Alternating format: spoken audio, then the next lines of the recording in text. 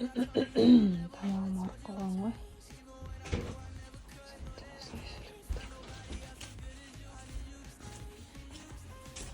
Осындай кухнясы. Салып отыратын. Екінші есік. Мына біздің бөлме, мына басқалардың бөлмесі. Мына басқалардың бөлмесі. Туалет. Душ. Лампочкасы былай тартамыз. И жанады.